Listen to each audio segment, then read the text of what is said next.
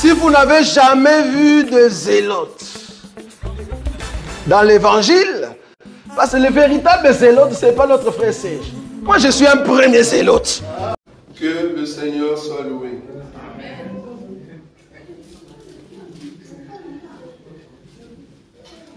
En tout cas, pour ceux qui viendront après 11h30, nous sommes vraiment désolés. Donc, ils vont nous trouver déjà en train de aller rapidement vers la fin. Parce qu'aujourd'hui, par surprise, nous allons terminer peut-être à 12h. Voilà. Ça va? J'ai toujours dit que nous ne sommes pas des religieux. C'est qui un religieux? Un religieux, c'est celui qui a mis en place des dogmes, un système, une manière de faire, qui doit répéter la même chose. Non, nous ne sommes pas des religieux. C'est-à-dire, nous savons déjà que quand nous venons, on fait ça. Quand nous entrons, après ici, on fera ça. Non. Ça, c'est vraiment être religieux. Un culte, ce n'est pas un culte des religieux. C'est un culte où, voilà, si vous sentez que là-bas, ça ne perce pas, arrête. Vous entrez à autre chose. Ça va? Donc, il faut sentir, en fait, comment est-ce que le culte avance. Et voilà. Donc, il y a d'autres jours, vous pouvez arriver comme ça, on commence rien du tout. Et puis, on commence directement la prédication, même si on est à l'heure. Donc, vous allez commencer à entrer vers 11h, juste voilà. On est déjà près à la fin de la prédication. Et ce n'est qu'à la fin, on commence la prière. Ça va? Donc, il faut éviter vraiment ces derniers temps, surtout. Nous voulons éduquer notre Église à venir attendre. Donc, du coup, prochainement, vous allez venir comme ça. Là, je commence déjà à terminer la prédication. Et après, on va commencer à se saluer. Puis, bam, on sort.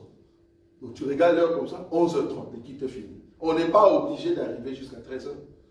Est-ce qu'il y a une écriture qui dit, quand vous commencez à 10h, il faut terminer? Non, il n'y en a pas. Donc, le problème est qu'on fait un culte. Le culte peut durer 45 minutes. Le culte peut durer 1 heure du temps. Le culte peut durer 4 heures. Vous voyez? Donc, on n'est pas obligé que le culte soit seulement jusqu'à 13h30. Donc, tâchez de venir à temps. Nous savons l'heure à laquelle le culte doit, au fait, commencer, c'est-à-dire 10h30.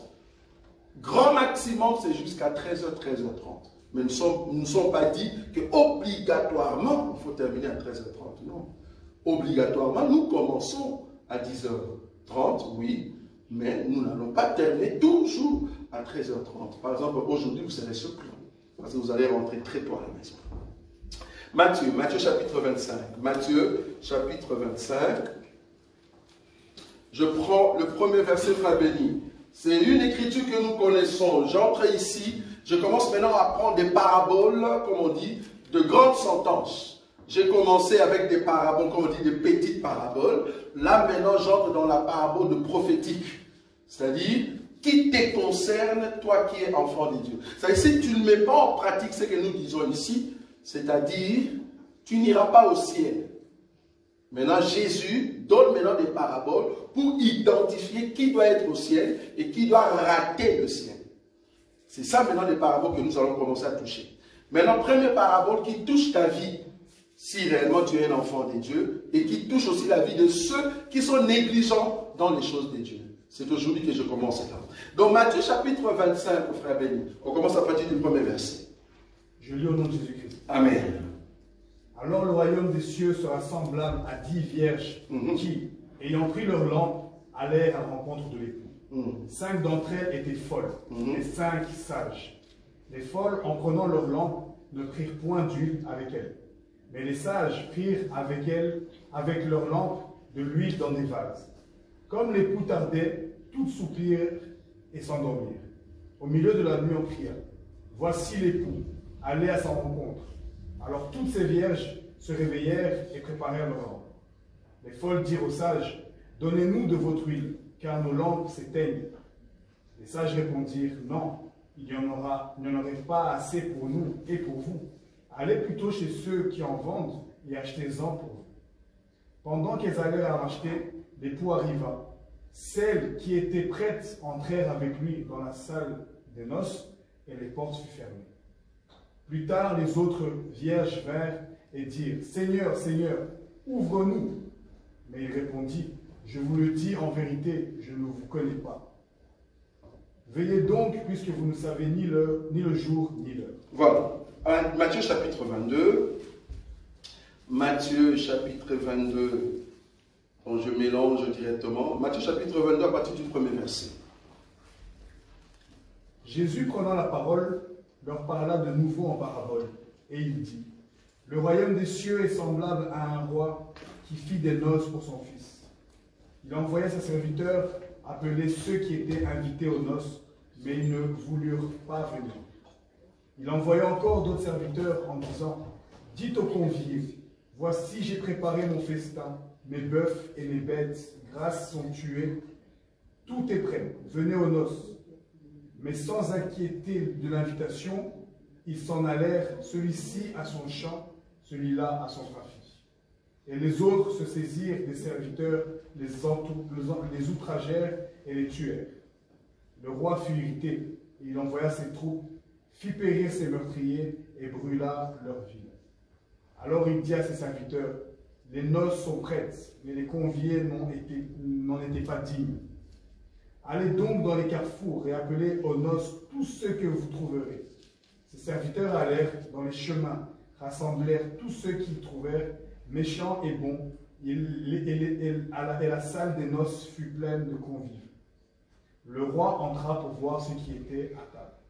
Il aperçut là un homme qui n'avait pas revêtu un habit de noces. Il lui dit, « Mon ami, comment es-tu entré ici sans avoir un habit de noces ?» Cet homme eut la bouche fermée. Alors le roi dit aux serviteurs, « Liez-lui les pieds et les mains et jetez-les dans les ténèbres du dehors, où il y aura des pleurs et des grincements dedans. Car il a beaucoup d'appelés. » Non, car il y a beaucoup d'appelés, mais peu d'élus. Parole du Seigneur. Amen. Donc ici, dans cette parabole de 10 vierges, que je vais mettre ensemble avec des conviés, je ne sais pas si on a déjà vu ça. Déjà, hein, parabole de conviés, pas encore. Voilà. Que je vais mettre ensemble, c'est la même chose. Mais je vais décrire les éléments pour prouver au fait qui tu es. Et si tu es cette personne-là, comment tu dois te préparer? Parce que sinon tu vas rater l'enlèvement. L'enlèvement arrive. Bon, quand nous disons l'enlèvement, on n'attendait pas seulement que voilà, le Seigneur Jésus est dans les airs et nous montons. Si l'enlèvement n'est pas encore là, mais la mort arrive. Tu peux aussi mourir. Vous voyez ça?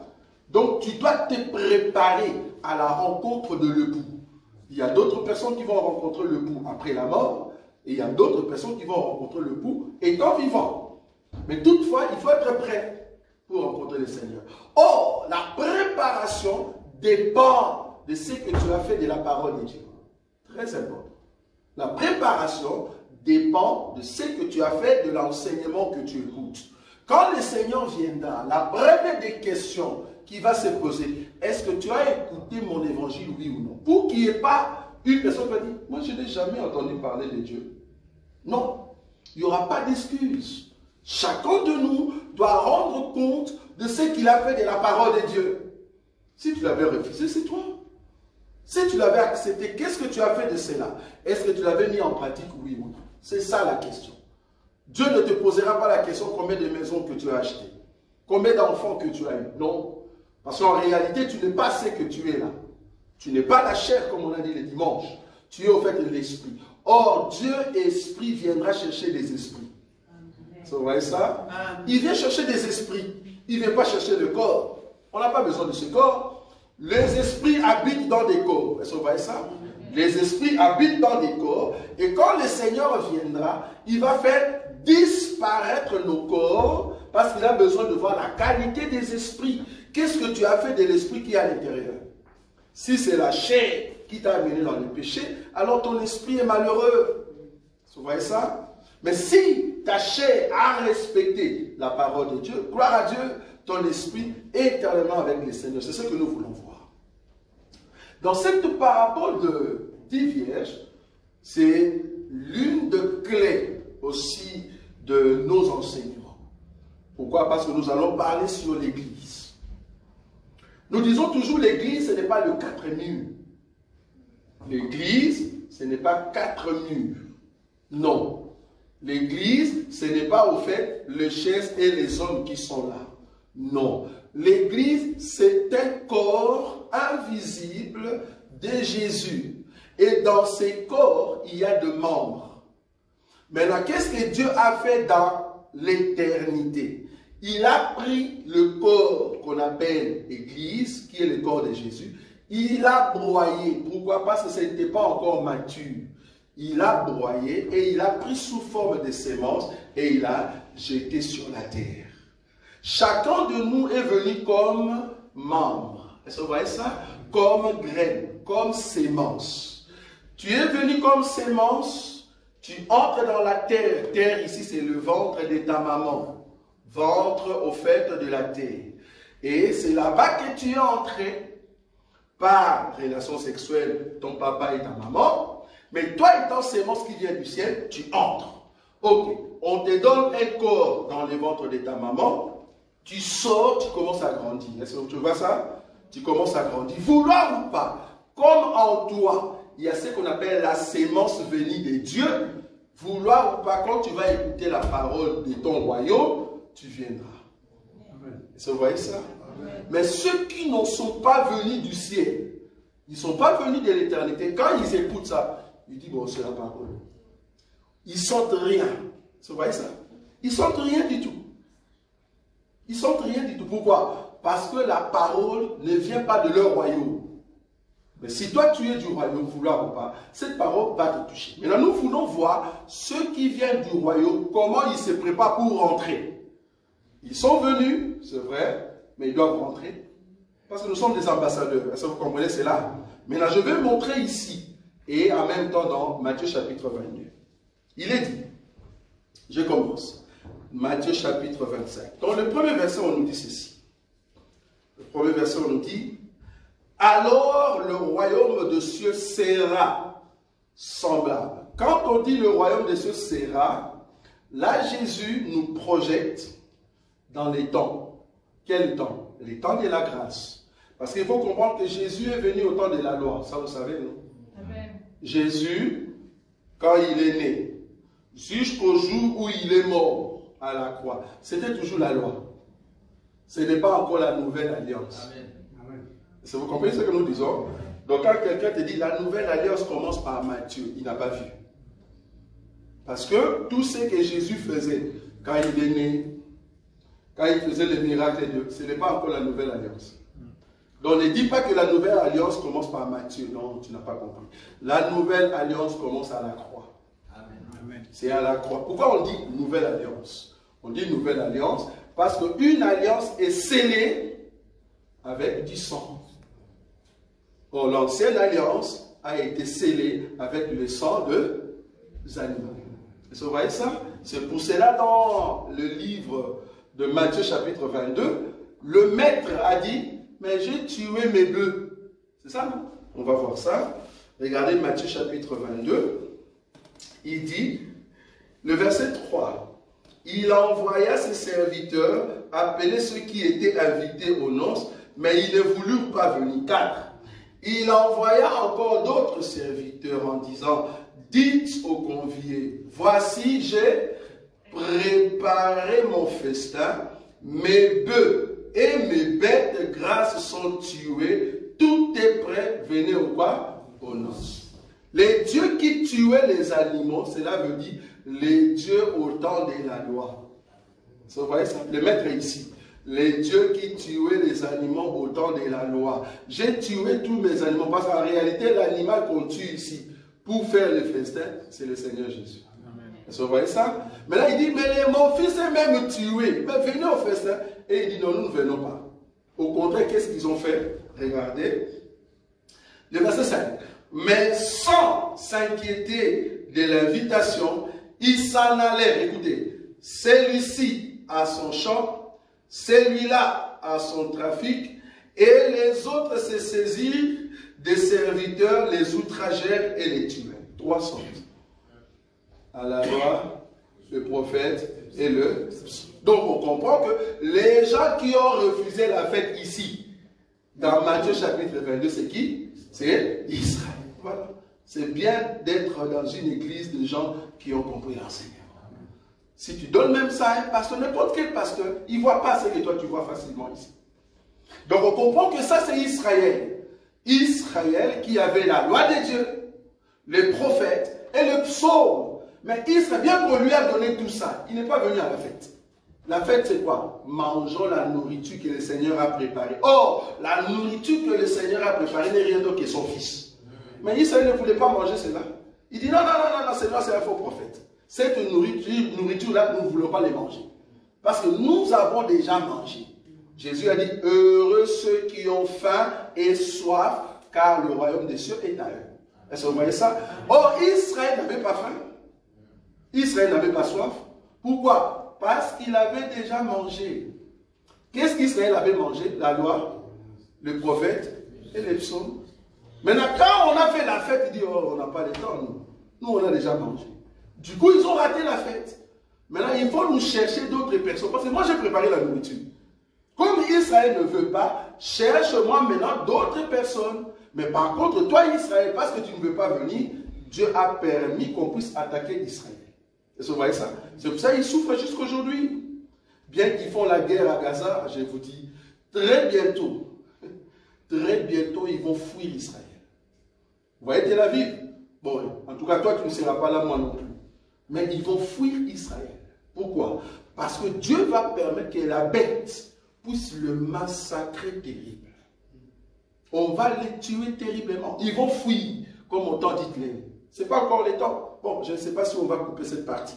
Mais je le déclare ici, pour vous qui écoutez la vérité, Israël va fuir son pays. Il va se retrouver dans des trous, dans des tunnels. Ils vont renier leur identité. Pourquoi? Parce qu'il suffit seulement qu'on sache que tu es juif, on te tue n'importe où tu seras. N'importe où. Parce qu'on va le rechercher. On va le rechercher. Maintenant, ceux qui seront pris, donc qui vont se cacher sans qu'on puisse les trouver, ceux-là seront appelés au fait de les rescaper. Mais en tout cas, ceux qui seront tués, en tout cas, ils auront d'abord le sceau qu'on appelle le sceau de deux prophètes. Mais après cela, on doit le massacrer à fond. C'est ce qu'on appelle la troisième guerre mondiale qui arrive. La troisième guerre mondiale arrive.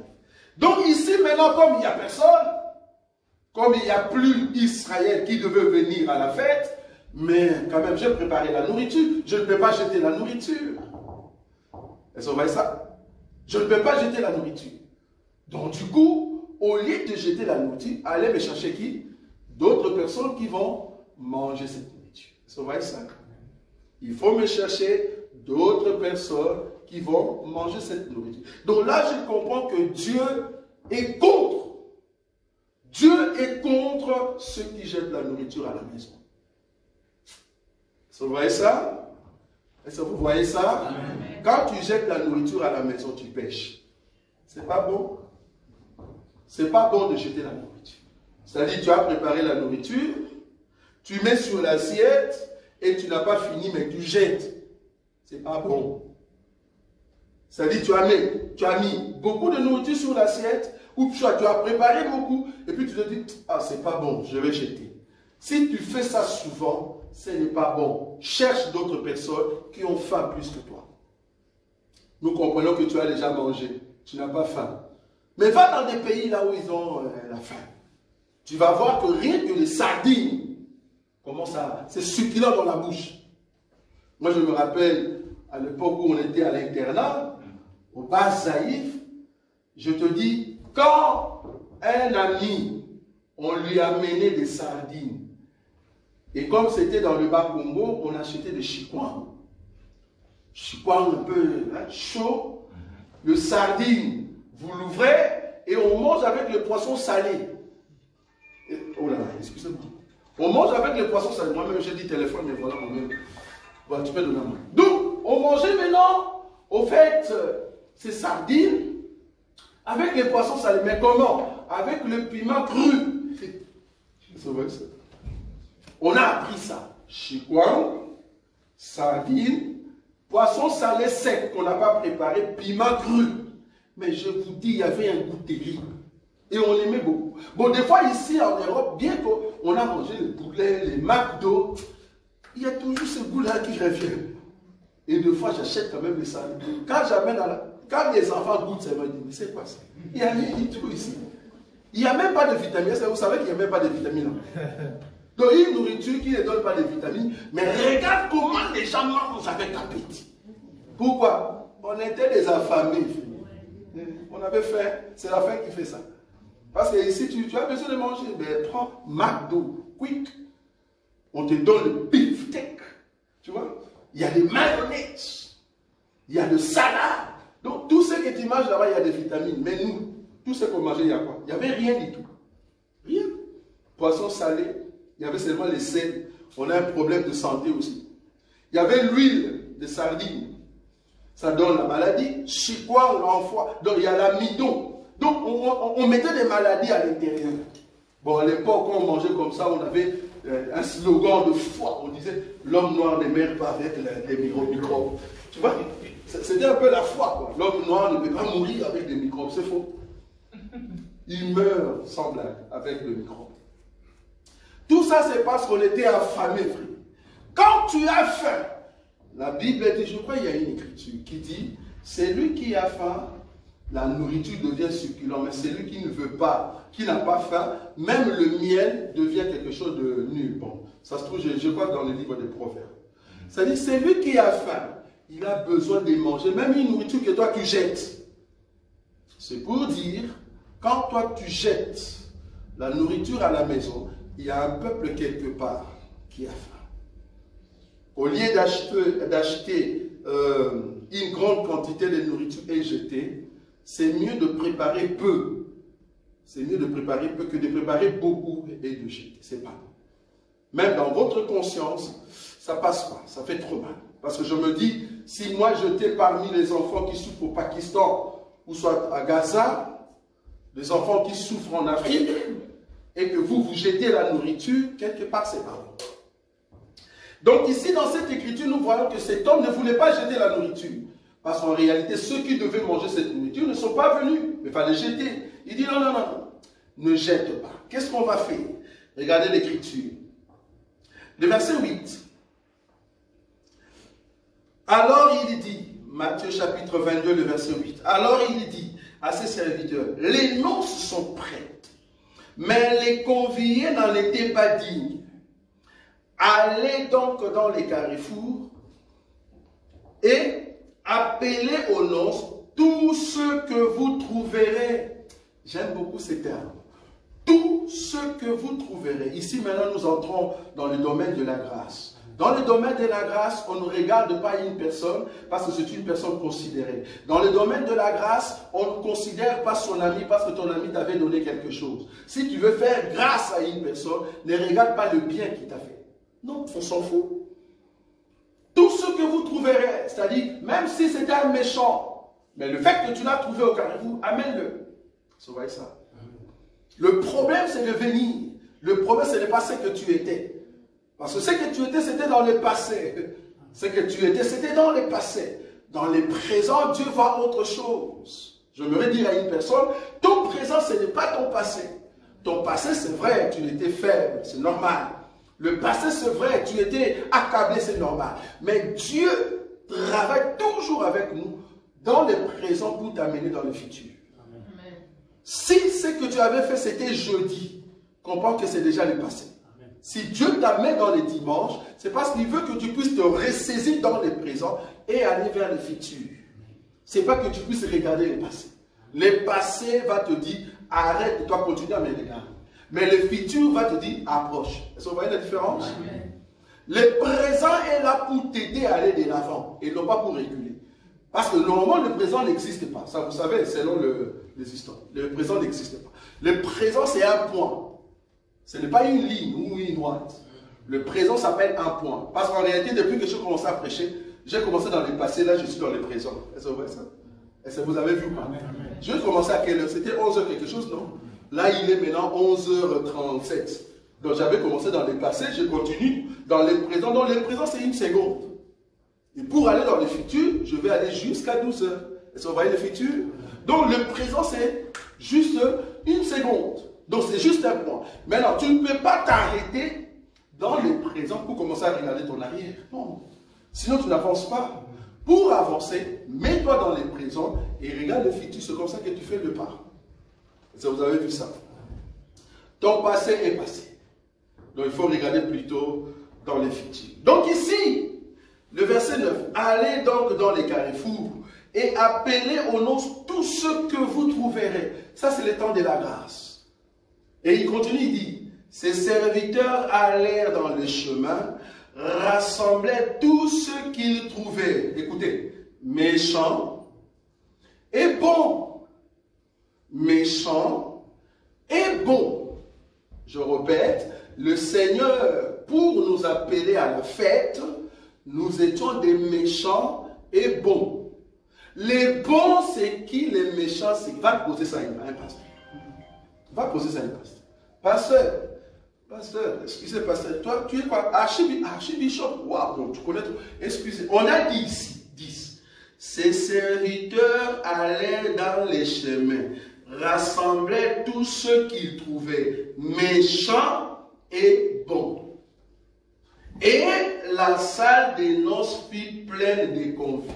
Pasteur, c'est qui les méchants? C'est qui les bons? Qu'on a trouvé au carrefour.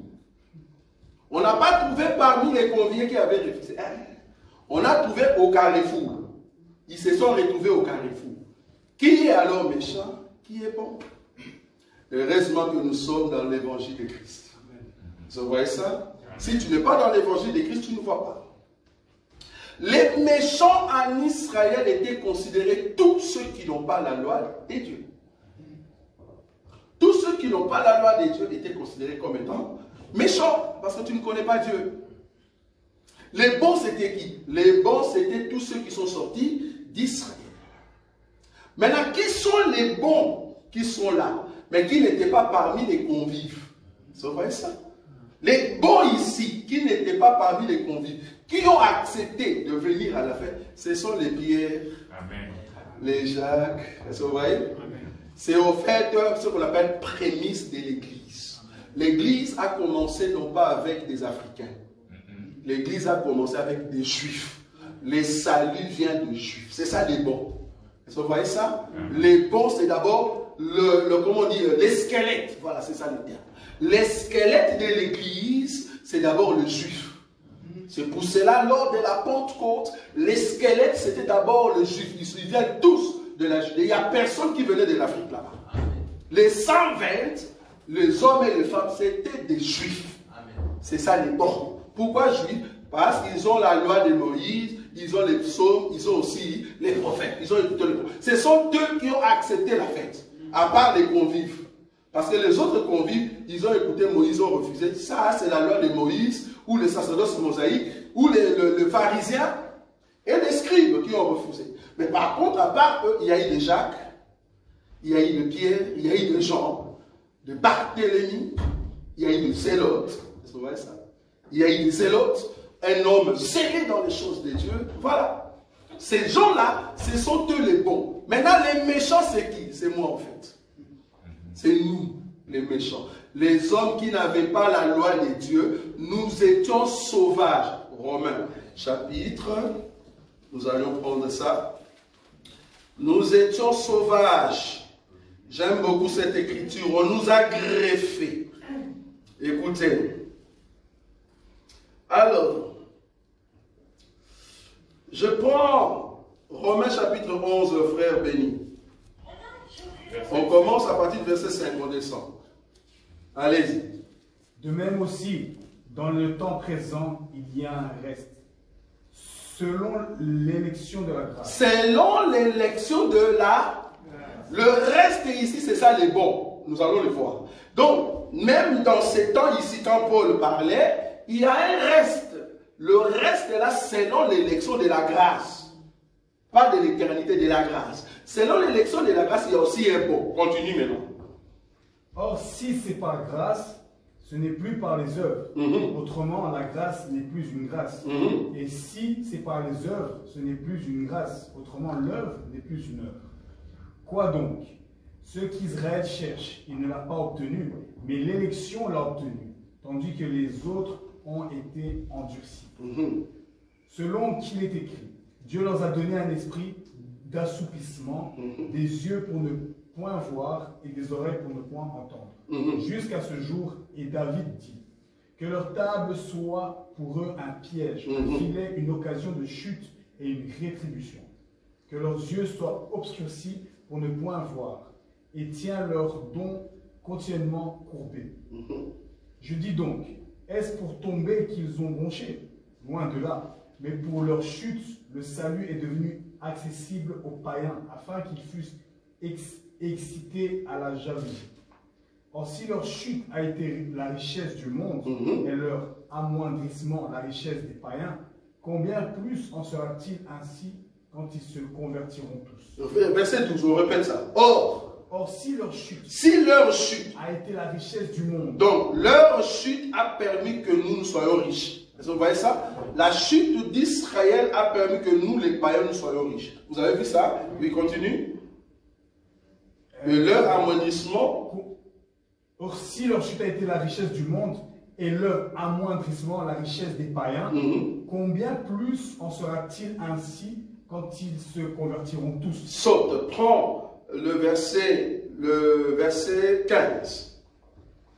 Car si leur rejet a été la réconciliation du 15. monde, oui, c'est 15. Oui. Car si leur rejet a été la réconciliation du monde, que sera leur réintégration sinon une vie d'entre les morts? Oui, c'est on continue. Or, si les prémices sont saintes, la masse l'est aussi. Et si la racine est sainte, les branches le sont aussi. Ici, Paul explique que si les prémices sont saintes, la masse l'est aussi. Si les racines sont saintes, l'arbre aussi est saint. En d'autres termes, les racines de cet arbre, c'est Abraham. Les prémices, au fait, de cet arbre ici, c'est tous ceux qui ont gardé les noms de Dieu. Donc, du coup, cet arbre est saint. Mais qu'est-ce que Dieu a fait dans cet arbre-là? Bien que la racine, nous avons Abraham, nous sommes sortis de là. Mais nous, ici, dans cet arbre, nous n'y étions pas. Dans cet arbre ici que Paul cite. Il parle d'Israël, racine qui est comme Abraham, et le prémisse, c'est-à-dire le patriarche, les gens qui sont venus. Mais remarquez ce que Dieu va faire pour cet arbre, pour que toi et moi, nous puissions être là-bas. Continue. Et si quelques-unes des branches ont été retranchées. Voilà. Continue. Et si toi, qui étais un olivier sauvage, tu as été hanté à leur place, et rendu participant de la racine et de la graisse de l'olivier, ne te glorifie pas aux dépens de ses branches. Est-ce que vous voyez ça? Donc nous étions un autre arbre, mais de la même nature. Il y a un arbre franc et un arbre sauvage, mais de la même nature. Nous étions des sauvages, c'est-à-dire dans la forêt, mais nous avions la même nature, mais dans la forêt. Est-ce que vous voyez ça? Qu'est-ce que Dieu fait? Il prend maintenant l'arbre qui est franc, l'arbre qui est tout près de l'homme, l'arbre qui est dans la ville, il coupe des branches. Est-ce que vous voyez ça? Il coupe des branches, il enlève, il dit, vous là, sacerdoce des pharisiens, des scribes, vous avez tué le Seigneur, il enlève tout ça, il jette. Maintenant, là où il y avait un vide, qu'est-ce qu'il fait? Il part dans la forêt. Est-ce que vous voyez ça? Il coupe aussi d'autres branches là-bas. Il prend maintenant ces branches, il vient faire quoi? Il vient greffer. Greffer veut dire, je vais coller dans l'arbre franc. De sorte que la sève, l'eau, le liquide qui passe dans l'arbre, donne la vie aux branches que j'ai coupées dans la forêt. Et comme ça, nous participons dans un seul arbre. Or, les branches qu'on a coupées, c'est au fait des conviés qui ne voulaient pas venir à la fête. Vous voyez ça? Et Dieu est parti nous prendre dans la forêt, c'est-à-dire, il est parti dans des carrefours pour appeler ceux qui n'étaient pas comptés, les bons et les méchants. Est-ce que vous voyez ça? Et il nous amène à la fête, c'est-à-dire dans l'arbre. Est-ce que vous avez vu ça? Donc j'ai pris cette écriture pour montrer que nous étions sauvages. Ok, je rentre. Dans notre sauvagerie, mais du moins nous sommes venus. Nous étions les méchants, mais le Pierre, et ils font partie de ceux qui sont les bons. C'est-à-dire, l'Église aujourd'hui est mélangée entre une partie, les Juifs qui ont accepté l'enseignement, et nous, le païen. Je répète, l'église que nous sommes aujourd'hui, tout juif qui accepte la parole aujourd'hui, il n'est pas compté comme juif. On les compte comme église. Est-ce que vous voyez ça? Si un juif, par exemple, il s'appelle comment leur premier ministre? Betaniaou. Si aujourd'hui Betaniaou accepte l'évangile, s'il meurt, on ne va pas les compter comme juifs. Non, il doit monter avec l'église. Donc on va les compter comme église. Il n'est pas comme juif. Il ne faut pas dire il sera parmi les 144 000. Non, c'est comme si tu disais il y aura l'enlèvement et nous allons monter, mais eux ils vont rester. Ça n'a pas de sens. Mais ils seront sauvés l'air de 144 000. Ça n'a pas de sens. Est-ce que vous voyez ça? Donc du coup, il y aura des bons et des méchants. Qui sont les bons? Je l'ai expliqué. Qui sont les méchants? Je l'ai expliqué. Maintenant, je rentre. Parce que ça va nous prendre, si Dieu le veut, de dimanche. Matthieu chapitre 25. Donc, ici maintenant, on est parti prendre les gens dans les carrefours. Est-ce que vous voyez ça? Ils sont venus, ils viennent maintenant dans la fête. Fait comme si, par abord des conviés, on le coupe. Ok? Maintenant, nous venons ici, maintenant, dans notre parabole de Matthieu chapitre 25.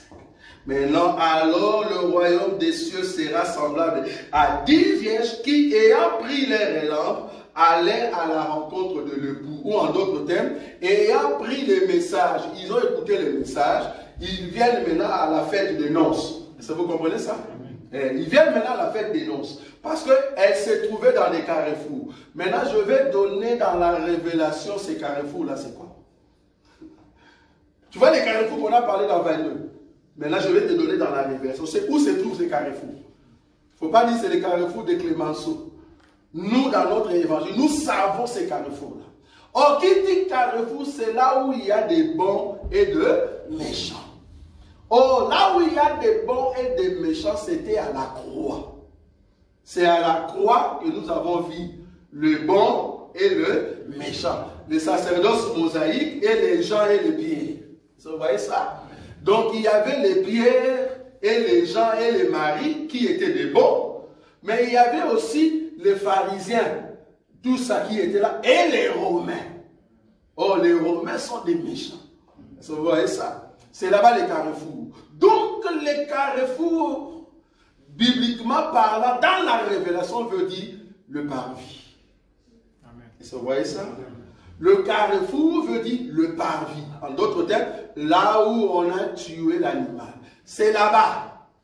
Or, l'animal qu'on a tué, parce que c'est l'animal qui appelle à la fête. L'animal qu'on avait tué, je prends Genèse. Remarque. Genèse chapitre 49, frère béni. Genèse chapitre 49. Je prends quelle écriture?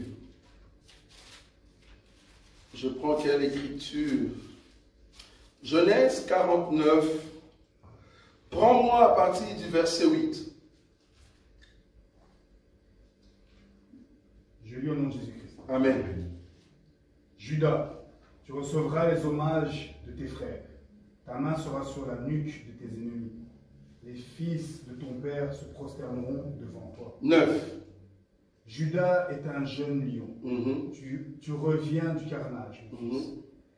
Il ploie les genoux, il se couche comme un lion, comme une lionne qui le fera lever. Le sceptre ne s'éloignera point de Judas, ni le bâton souverain d'entre ses pieds, jusqu'à ce que vienne le Shiloh, et que le peuple lui obéisse. Il attache à la vigne son âne. Il attache à la vigne son âne. Et au meilleur sceptre le petit de son ânesse. Oui. Il lave dans le vin son vêtement et dans le sang des raisins son manteau. Et dans le sang du raisin son manteau. Je pense seulement cet élément-là. Est-ce que vous avez vu ou pas? Et le sang du raisin. En d'autres termes, le vin. Vous voyez ça? Amen. Le sang du raisin veut dire, on prend le raisin, on le broie, ce qui sort, on l'appelle le sang du raisin. Est-ce que vous voyez ça ou pas? C'est-à-dire, quand on dit le vin c'est quoi? C'est d'abord le sang du raisin qui est sorti et qui a été fermenté. Est-ce que vous voyez ça? Donc, qui a été fermenté. Donc, du coup, Je rentre maintenant dans mon écriture. Remarquez mon écriture. Il est dit ceci. Je prends maintenant Matthieu, là où nous étions. Matthieu chapitre 25. Alors, le royaume des cieux sera semblable à 10 vierges qui, ayant pris leur lampe, allèrent à la rencontre de l'époux. 5 d'entre elles étaient folles et 5 sages. Le folle, en prenant leur lampe, ne prirent point d'huile avec elles, mais le sage prirent avec leur lampe de l'huile dans 2 vases. Qu'est-ce que je veux dire ici? J'ai dit ici que les carrefours, c'est le parvis. Qui dit parvis? Le parvis veut dire là où le raisin a été broyé. C'est ça le parvis. C'est quoi le parvis? Là où le Seigneur a été broyé, là où le Seigneur est mort, là où le Seigneur a été tué. Pourquoi? Pour que son sang sorte. Est-ce que vous voyez ça?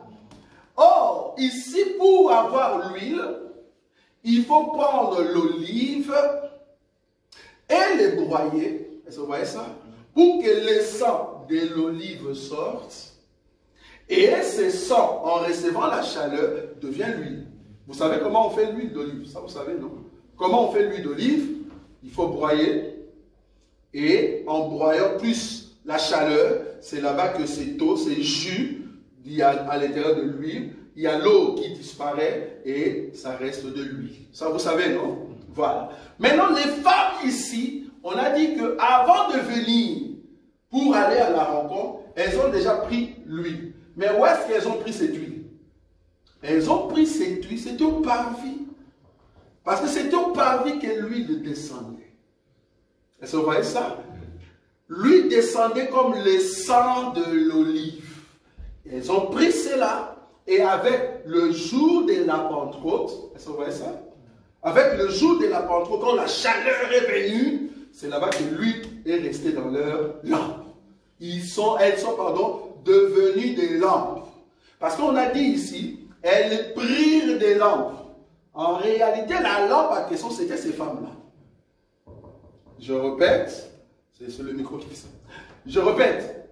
Donc, les femmes en question, c'était des lampes. Comment? Parce qu'une lampe est comment? En réalité, en Israël, quand on dit lampe, cela veut dire, il y a l'huile qu'on a coagulée, c'est ça le terme?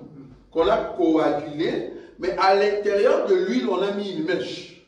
C'est ça, non? Oui. C'est comme une bougie. Je parle ici d'une bougie. C'est-à-dire, il y a une masse grasseuse, et à l'intérieur de cette masse, on met une mèche. Et quand tu allumes, en fait, la mèche absorbe l'huile, et c'est comme ça que la mèche donne la lumière. Ça, on a vu ça à l'école. Ce n'est même pas quelque chose de dire, ah, comment il sait ça? Je ne suis pas jeune, c'est à l'école. Je ne suis pas jeune. C'est la bougie que tu as à la maison.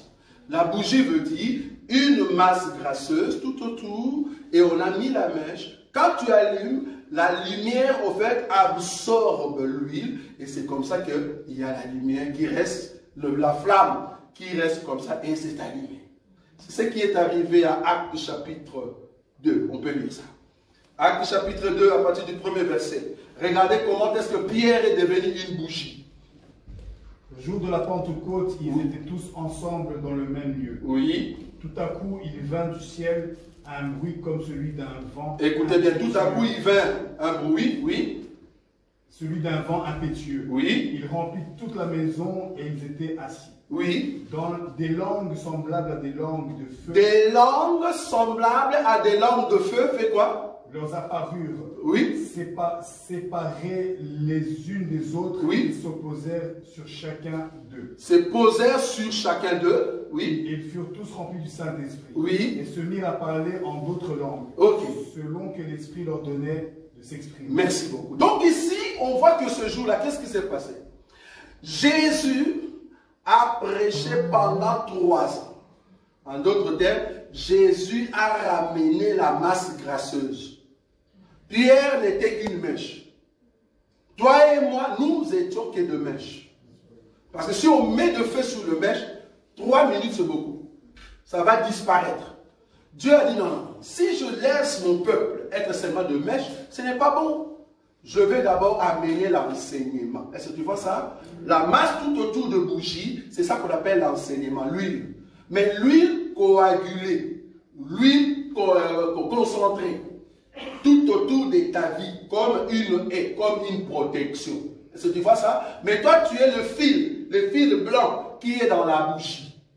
Maintenant, qu'est-ce que Dieu fait? Il dit, si tu te laisses seulement comme ça, même les mouches peuvent bouger, peuvent jouer sur toi. Même une fourmi peut monter sur toi. Bien que tu as l'enseignement, tu as l'huile, tu as la partie blanche d'une bougie. Tu vois ça? Tu es une mèche, oui. Tu as la partie blanche, c'est bien. C'est ça l'enseignement. Et la mèche, c'est ton esprit. Ok. Si Dieu ne met pas le feu sur toi, la fourmi peut rester là-bas 10 ans. Tu ne vas rien faire. Tu ne vas pas les tuer. Il te faut une flamme. Vous voyez ça? Quand il y a la flamme, bouf, même une mouche, même un rat va fuir. Vous voyez ça? Même un rat va fuir. Pourquoi? Parce que tu es allumé.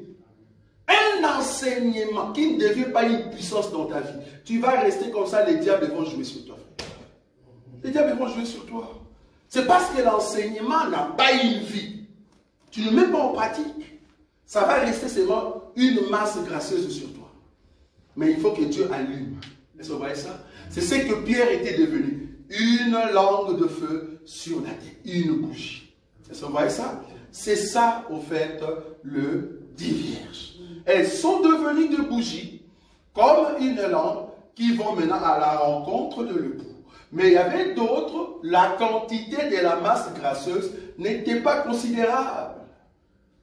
C'est vrai, tu as écouté l'enseignement. Est-ce que tu as vraiment écouté tout l'enseignement? Parce qu'il y a d'autres qui ont écouté l'enseignement seulement pour dire que j'ai quitté le monde, maintenant je suis en Christ et je suis c'est bon. Non, il faut que cet enseignement te couvre. Et quand on va mettre en fait la lumière dessus, une bougie, je ne sais pas, pour ceux qui ont été à l'école, comment le cours de la physique, je ne sais pas, ça peut prendre combien de temps une bougie? Si tu allumes une bougie, ça peut prendre combien de temps, combien d'heures? Vous n'avez pas une idée? Ça dépend de la taille de la bougie. Comment? Ça dépend de la taille de la bougie. Bon, ici je prends le standard, le standard. Bon, je ne parle pas quand même de bougie de l'église catholique. En tout cas, de l'église catholique, ça peut nous aller dans... Comment? Voilà. Donc ici, on a aussi des bougies de la taille de l'église catholique. Vous connaissez ces bougies-là qui sont jusqu'ici? C'est-à-dire, quand tu avais 5 ans, la même bougie, tu l'as rencontrée quand tu as eu 16 ans. Une bougie qui traîne dans l'église catholique, terrible. Donc cette bougie-là, ça compte donc plus de 10 ans la bougie de jour. Donc il y a des bougies comme ça. Donc, du coup, tu as regardé, oui? Oui, j'ai regardé. Une bougie doit rester allumée 2h30 ou 3. C'est jamais plus de 4 heures. Pas plus de quelle bougie alors, la quantité? Bon, du moins on a dit 2 heures. Mais là, si tu prends la même mèche qui est à l'intérieur, tu jettes le feu, mais la mèche ne traîne pas. Nous sommes d'accord. Est-ce que vous voyez ça? Même un drap, si tu mets le feu, grand maximum c'est 5 à 10 minutes, le drap est parti. Mais le même drap, si tu le couvres d'une masse grasseuse, ça va prendre du temps. C'est dans ce sens-là qu'il vous faut voir. Donc du coup, Pierre était devenu une bougie qui allume en fait. C'est ça l'église. C'est ça le 10 vierges. C'est-à-dire les 10 vierges, c'était des lampes qui vont maintenant à la rencontre de l'époux. Prochainement, nous allons voir maintenant la quantité d'huile considérable. Donc, vous avez vu ici aujourd'hui que la masse grasseuse n'est rien d'autre que la partie qu'ils ont reçue où? Dans le parvis, l'enseignement des 3 ans, l'enseignement que tu écoutes, c'est bien, mais il faut que cet enseignement soit au fait fort, chaud, c'est-à-dire puissant avec le feu dessus. Et c'est comme ça que tu viens chercher le Seigneur. Maintenant, le problème de la Vierge folle serait que la quantité de la masse grasseuse n'était pas considérable. Nous voulons maintenant voir cette quantité, c'est quoi? Qu'est-ce qui ferait que tu vas rater l'enlèvement? C'est ce que nous allons voir prochainement. Et si vous avez vu ça, nous acclamons le Seigneur.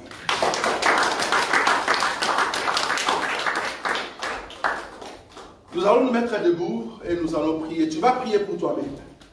Tu vas dire, Seigneur, c'est vrai que tu m'enseignes, je suis cette mèche J'ai besoin de la lumière sur moi.